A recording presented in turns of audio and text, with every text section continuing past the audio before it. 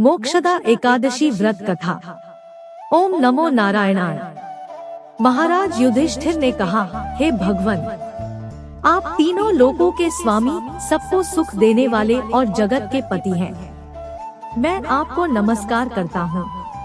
हे देव, आप सबके हितैषी हैं। अतः मेरे संशय को दूर कर मुझे बताइए कि मार्गशीर्ष एकादशी का क्या नाम है।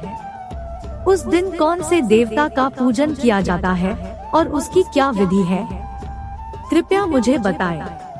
भक्तवत्सल भगवान श्री कृष्ण कहने लगे कि धर्मराज, तुमने बड़ा ही उत्तम प्रश्न किया है। इसके सुनने से तुम्हारा यश संसार में फैलेगा। मार्गशीर्ष शुक्ल एकादशी अनेक पापों को नष्ट करने वाली है। इसका नाम मोक्षदा एकादशी है। इस दिन दामोदर भगवान की धूप दीप नैवेद्य आदि से भक्तिपूर्वक पूजा करनी चाहिए। अब इस विषय में मैं एक पुराणों की कथा कहता हूँ। गोकुल नाम के नगर में वैखानस नामक राजा राज्य करता था। उसके राज्य में चारों वेदों के ज्ञाता ब्राह्मण रहते थे। वह राजा अपनी प्रजा का पुत्रवत पालन करता था।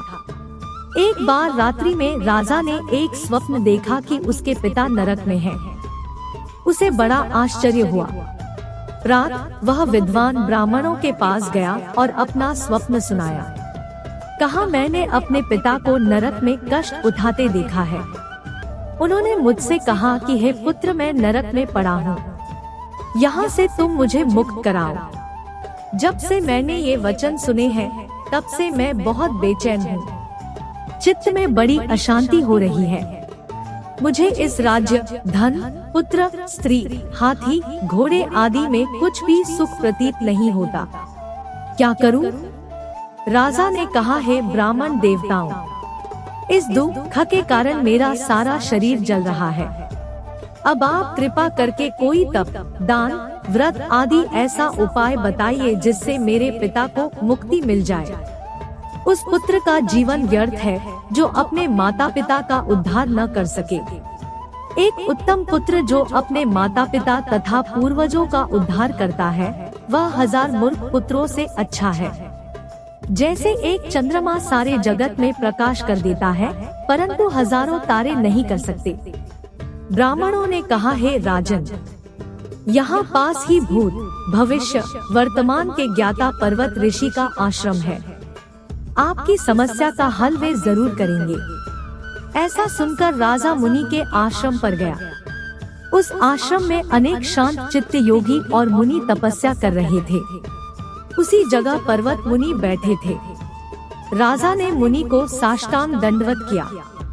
मुनि ने राजा से सांगोपांग कुशल पूछी।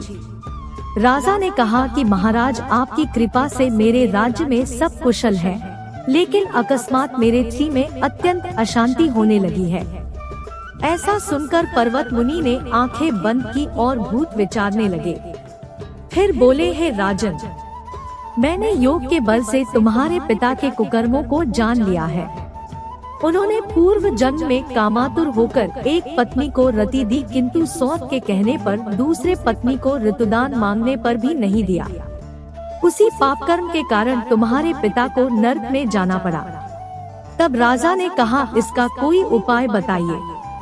मुनि बोले, हे राजन, आप मार्गशीर्ष एकादशी का उपवास करें और उस उपवास के पुण्य को अपने पिता को संकल्प कर दें।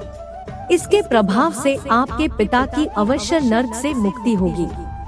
मुनि के ये वचन सुनकर राजा महल में आया और मुनि के कहने अनुसार कुटुंब सहित मोक्षदा एकादशी का व्रत किया। इसके उपवास का पुण्य उसने पिता को अर्पण कर दिया। इसके प्रभाव से उसके पिता को मुक्ति मिल गई और स्वर्ग में जाते हुए वे पुत्र से कहने लगे, हे पुत्र, तेरा कल्याण हो। यह कहकर स्वर्ग चले गए।